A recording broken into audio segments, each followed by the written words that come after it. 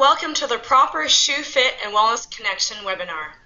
My name is Jennifer Wong, and I'm the Corporate Wellness Specialist at New Balance. I'm also a Certified Pedorthist and Certified Therapeutic shoe fitter. We at New Balance have worked with a lot of companies to educate employees about the importance of proper shoe fit, as well as provide footwear, insole, and massage stick solutions. Why is proper shoe fit so important? Well, feet are the foundation of movement, and shoes are an important tool of that movement. Movement is the foundation of fitness and health, whether you're a fitness nut or just an office worker walking around the office. When your feet feel good and shoes in the right size, width, and stability level, fitness, and more importantly, morale increases. So I just wanted to start this webinar with a question. This is a picture of a footwear Brannick device. It measures your foot size, your width, and arch length. So just think back, when was the last time you got your foot measured? Was it 10 years ago? Was it 5 years ago? Was it a year ago? Maybe 6 months ago? It's really important to get your foot measured every year as part of proper foot health. So just like a physical exam or an eye exam, your foot size and width may increase as you age or your health changes. So often as you get older, your fat pads thin out, your feet can spread. Women that have become pregnant know that their foot size and width grow in pregnancy. Arthritis and diabetes also really requires often deeper, wider toe box or even a wider width. Black toenails are a sign that your shoes are too small or not wide enough. So a lot of times we hear from people, oh yeah, my shoes fit great, my toes are at the end, I can feel the end of the shoe. That is completely improper fit. If you look down, and do me a favor and look down at the laces, if there's about an inch between the eyelet holes, that's proper shoe fit. If it's more than an inch, like an inch and a half or 2 inches, that is a clear sign that your shoes are not wide enough. So if you're getting tightness or numbness or just feeling like your shoes are too tight, that's probably because they are. Really important to know that shoes only last about 6 months to a year and a half, depending on the frequency of use.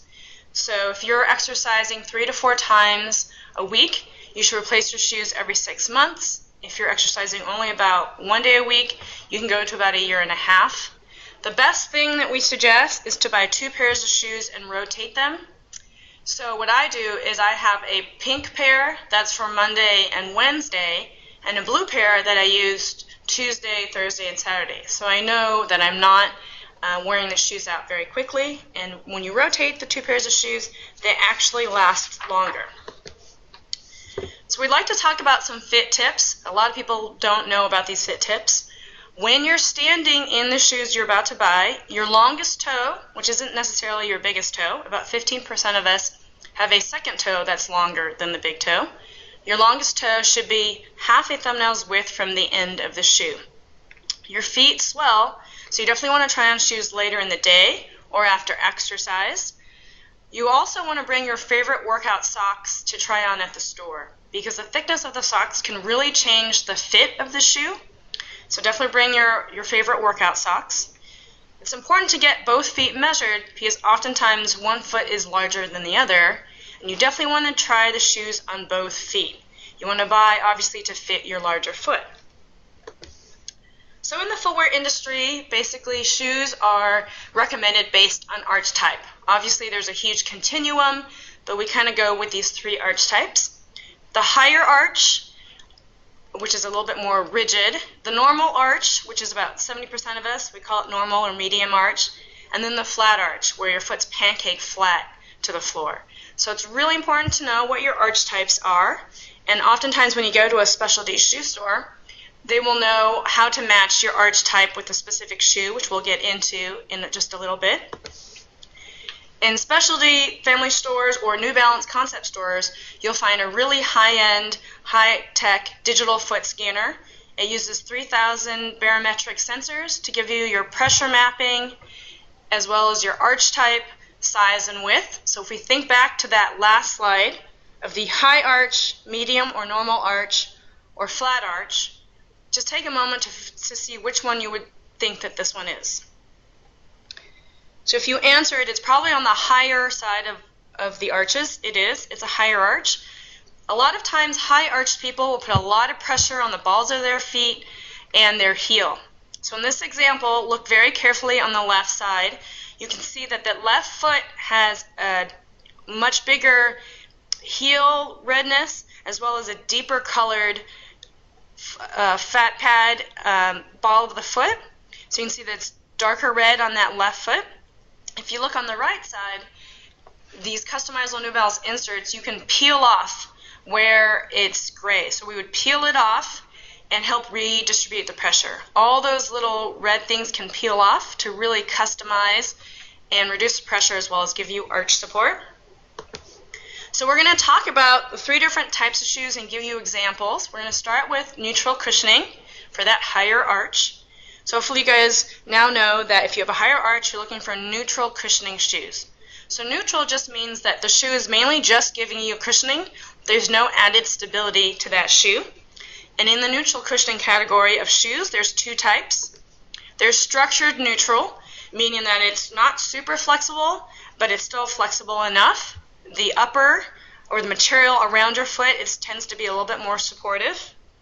And then we have flexible neutral. These shoes are typically a little bit more flexible. You can move it around. It has a lot more flexibility to it. The upper is a little bit more flexible.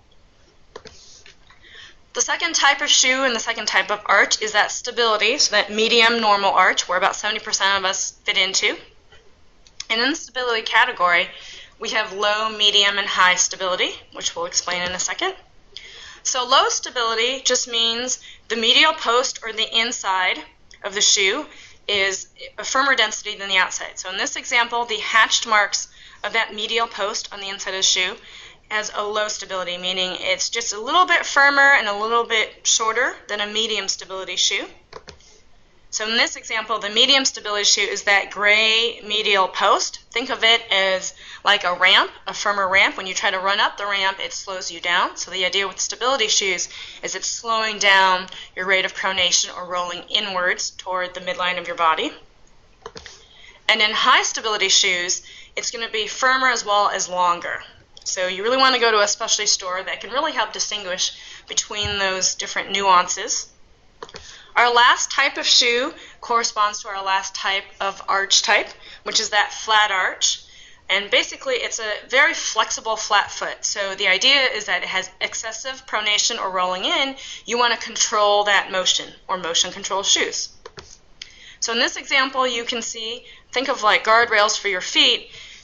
On the medial side, you can see that gray, really firm medial post plus that teal-colored plastic guardrail or roll bar for your foot, and it really helps control the movement.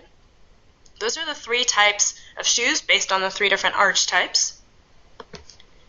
Now we want to talk about why it's important to know whether you like a low stack height or a high stack height. So just kind of think back to what kind of shoes do you really like? Some of us really like low to the ground shoes. We really like that feel. That kind of corresponds to a more minimalistic shoe.